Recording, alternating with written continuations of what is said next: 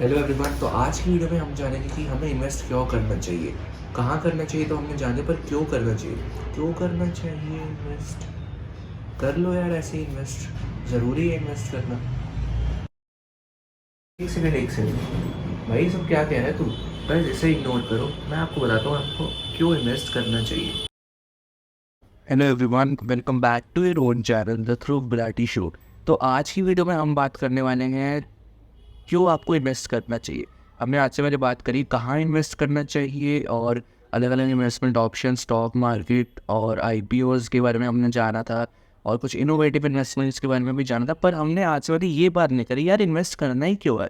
आप में से कई लोगों का सवाल होगा यार हम तो जॉब करते हैं, अब तो बिजनेस करते हैं, हम महीने के एक्स अमाउंट कुछ कमाते हैं और उसमें से हम कुछ सेव कर लेते हैं, कुछ सेविंग अकाउंट में रख लेते हैं, बाकी हम स्पेंड कर देते हैं, हम मज़े करते हैं, पर हम इन्वेस्ट क्यों करें।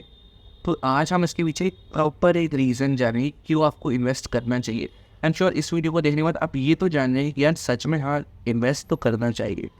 तो स्टार्ट करते हैं फिर आज का अमेजिंग सा वीडियो। तो सबसे पहले हमें ये जानना है कि यार इन्वेस्ट क्यों करना है। उसका जो बिगेस्ट रीज़न है वो होगा इन्फ्लेशन। अब इन्फ्लेशन को हम आसान शब्दों में ऐसे समझेंगे कि महंगाई। महंगाई जैसे कि आपको पता होगा हर साल बढ़ रही है ना, कुछ कुछ परसेंट से महंगाई हर साल बढ़ रही है। अभी के लिए हम 6% मान लेते हैं। तो महंगाई से हम ये समझते हैं कि आज से पहले कुछ साल पहले जो चीज़ आप 10 रुपये की खरीदते थे ना, आज वही चीज़ 20 रुपये की हो गई। जो चीज़ आप 5 की खरीदते थे हो सकता है वो 15 की हो गई हो, 20 की वो भी हो गई हो, 10 वाली 30 की हो गई, अगर हम कुछ सालों से कंपेयर करें तो ये कैसे चीज़ों के रेट बढ़ रहे हैं। आज भी वो 5 की होनी चाहिए थी, आज भी वो 10 की होनी चाहिए, तो आज प्राइस कैसे बढ़ रहा है। तो इसका बिगेस्ट रीज़न है इन्फ्लेशन। इन्फ्लेशन यानी महंगाई। महंगाई हमेशा हर साल बढ़ रही है। तो महंगाई को बीट करने के लिए, महंगाई से अपने पैसे को बचाने के लिए, ग्रो करने के लिए हमें इन्वेस्ट करना है। लेकिन आपको सवाल आएगा यार हम अपने पैसे रख देते हैं अपने घर में, तो हमारे पैसे की वैल्यू तो उतनी ही रहनी चाहिए। लेकिन ऐसा नहीं होता। अगर आप अपने पैसे को इन्वेस्ट नहीं कर रहे हैं ना, तो वो पैसा ग्रो तो नहीं हो रहा, मगर ग्रो होने के साथ साथ वो पैसा अपनी वैल्यू जितनी वो आज रखता है उतनी भी नहीं रखेगा, वो भी कम हो रही है। इन्फ्लेशन पैसे की वैल्यू को भी कम कर रहा है हर साल। यानी अगर आप चाहते हैं कि हमने एक पैसा रख दिया 1000 रुपये, तो आज से 6 साल 10 साल बाद भी वो 1000 रुपये ही रहेगा। वो नोट में तो 1000, 500 के 2 नोट ही रहेंगे, मगर उसकी वैल्यू जो है आज 1000 रुपये, जो उसकी परचेजिंग पावर है 1000 रुपये की, वो 1000 रुपये नहीं रहेगी। क्योंकि ना तो वो पैसा ग्रो हो रहा है, उतना ही रहने लेकिन वो पैसा उतना भी नहीं रह रहा, वो पैसा अपनी वैल्यू को कम कर रहा है, यानी वो पैसा अपनी वैल्यू को खो रहा है इन्फ्लेशन के चलते। अब इसको समझने के लिए हमने एक रूल डिस्कस किया था, रूल ऑफ 70। तो रूल ऑफ 70 क्या कहते हैं, कितने सालों में आपकी पैसा अपनी आधी वैल्यू खो देगा। यानी अगर आपके पास आज 1000 रुपये आप रखते हैं, कितने साल के बाद वो अपनी आधी वैल्यू, यानी उसकी 1000 रुपये की वैल्यू 500 रह जाएगी। तो इसके पीछे जो रूल ऑफ 70 काम करते हैं वो ऐसे काम करते हैं कि हमें 70 से उस नंबर को डिवाइड करना है जितने परसेंट इन्फ्लेशन है। अभी हम 6% का एक इन्फ्लेशन अगर मान के चले, तो अगर आप 70 से 6 को डिवाइड करें कितना आएगा, 11.6। यानी अगर आप 1000 रुपये आज रखते हैं तो 11.6 ईयर्स के बाद वो 1000 रुपये अपनी आधी वैल्यू खो देंगे। यानी वो 1000 रुपये की वैल्यू केवल 500 रुपये रह जाएगी आज से 11.6 ईयर्स बाद। तो अब ये समझ आता है कि यार इन्फ्लेशन तो है और इससे अपने पैसे को प्रोटेक्ट करने के लिए हमें इन्वेस्ट करना है। लेकिन अगर आपको अपना पैसा ग्रो करना है तो उसके लिए भी आपको इन्वेस्ट करना है, क्योंकि इन्फ्लेशन अपनी वैल्यू को, अब इन्फ्लेशन हमारे पैसे की वैल्यू को धीरे धीरे धीरे कम कर रहा है। तो हमें इन्फ्लेशन से तो बचाना ही है, लेकिन साथ साथ अपने पैसे को ग्रो करना है कि इन्फ्लेशन को बीट करता है, तो उसके लिए भी इन्वेस्टिंग ज़रूरी है। अब आप में से कुछ का सवाल आएगा यार एक सेकेंड, अब तो आज से ये कह रहा है कि पैसे जो चीज़ हम 10 की खरीदते थे आज वो 20 की हो गई। तो कईयों के दिमाग में है ना पार्ले जी बिस्किट, आज से कुछ साल पहले भी 5 का था ना, आज भी 5 का था। तो वहाँ पे जो इन्फ्लेशन काम कर रहा है ना, वो काम कर रहा है एज अ श्रिंकफ्लेशन। श्रिंकफ्लेशन ऐसे आपने कुछ साल पहले देखा होगा, जब आप पार्ले जी का बिस्किट खरीदते थे तो वो काफ़ी बड़ा आता था साइज़ में, 5 रुपये वाला भी। मगर आज आप वही 5 रुपये का तो आता है पार्ले जी, मगर आज आप अगर पार्ले जी खरीदने जाएंगे तो आप देखेंगे कि वो पैकेट बहुत ज़्यादा छोटा हो गया है, श्रिंक हो गया। तो इससे हम कहते हैं श्रिंकफ्लेशन, कि प्राइस ना बढ़ाने, प्राइस तो नहीं बढ़ाया मगर क्वांटिटी कम कर दी, इससे हम कहते हैं श्रिंकफ्लेशन। तो अब हमने ये भी समझ लिया श्रिंकफ्लेशन क्या होता है और हमें उसको बीट करना है इन्फ्लेशन को, तो हमें इन्वेस्ट करना चाहिए, ठीक है। तो सेकंड जो पॉइंट आएगा वो है फाइनेंशियल गोल्स। यार आपके कुछ फाइनेंशियल गोल्स भी हो सकते हैं। अभी हम एक सपोज करते हैं, एक आदमी है, वो वो महीने के 50,000 रुपये कमाता है, तो साल की कितने हुए, 6 लाख।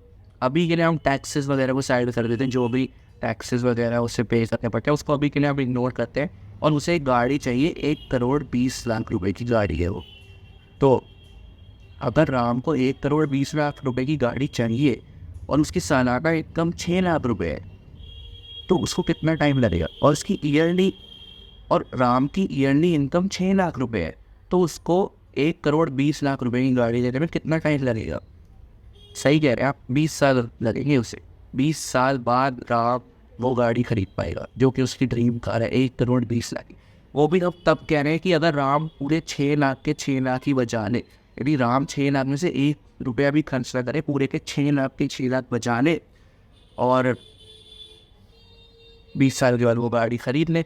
मगर 20 साल के बाद इन्फ्लेशन तो चल रहा है ना, तो इन्फ्लेशन तो उस गाड़ी के रेट को और ज़्यादा बढ़ा देगा। हो सकता है 20 साल के बाद वो गाड़ी 1.5 करोड़ की हो जाए, 1,70,00,000 की हो जाए, हू नोस। तो उसके लिए अगर राम पूरे के पूरे पैसे बचा ले, जो कि इम्पॉसिबल है यार, राम की अपनी फैमिली है, राम के अपने शौक हैं, राम के अपने कुछ खर्चे हैं, तो वो पूरे 6 लाख कैसे बचा ले? प्लस टैक्सेस बे, जिनको अभी तो हमने इग्नोर कर दिया। तो अगर उसे वो गाड़ी लेनी है, आप कुछ किसी को घर लेता है, फाइनेंशियल गोल्स है, 6 करोड़ का घर है, 1 करोड़ का शायद 1,20,00,000 का घर होगा, तो उसे वो घर खरीदने में 20 साल लग जाएंगे। तब तक शायद इन्फ्लेशन की वजह से घर की रेट और बढ़ जाए। मगर अगर आप इन्वेस्ट करेगा तो वो काफ़ी कम टाइम में बड़ी घर खरीद पाएगा। Point number 3, financial literacy.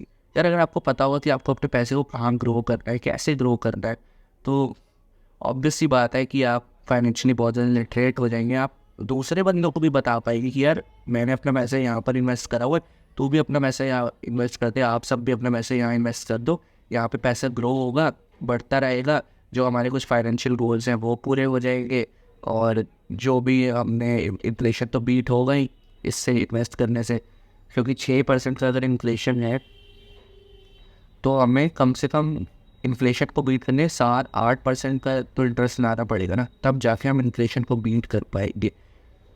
अब कुछ लोग कहेंगे यार ऐसे तो इन्वेस्टमेंट ऑप्शन ये भी हैं कि सेविंग्स अकाउंट में रख देते हैं, एफडी में रख देते हैं, मगर सेविंग्स अकाउंट में रखने का जो एक नुकसान है, सेविंग्स अकाउंट हमें देता है 3.5% ईयरली। अगर हम इन्फ्लेशन ही 6% मान के चल रहे हैं तो वो 3.5% का हमने क्या करें? 3.5% हमारे पैसे ग्रो तो हो नहीं रहा, बल्कि सेविंग्स अकाउंट में पड़ा भी पैसे की वैल्यू कम भी हो रही है, क्योंकि इन्फ्लेशन 6% है, वो 3.5% है, तो बीच में 2.5% का इंटरेस्ट, 2.5% इंटरेस्ट का जो डिफरेंस रह गया वो इसका मतलब आपका हर साल पैसा 2.5% करीब कम हो रहा है इन्फ्लेशन के चलते। तो ऐसा नहीं कि सेविंग्स अकाउंट में पैसा रखना ही नहीं चाहिए, सेविंग्स अकाउंट में पैसा होना चाहिए, क्योंकि कभी भी ज़रूरत पड़ सकती है पैसे की। तो इन्फ्लेशन तो बात की बात है, लेकिन एक आपको एक मिनिमम अमाउंट जितना आपको रिक्वायर्ड होता है उतना आप हमें सेविंग्स अकाउंट में रखना चाहिए।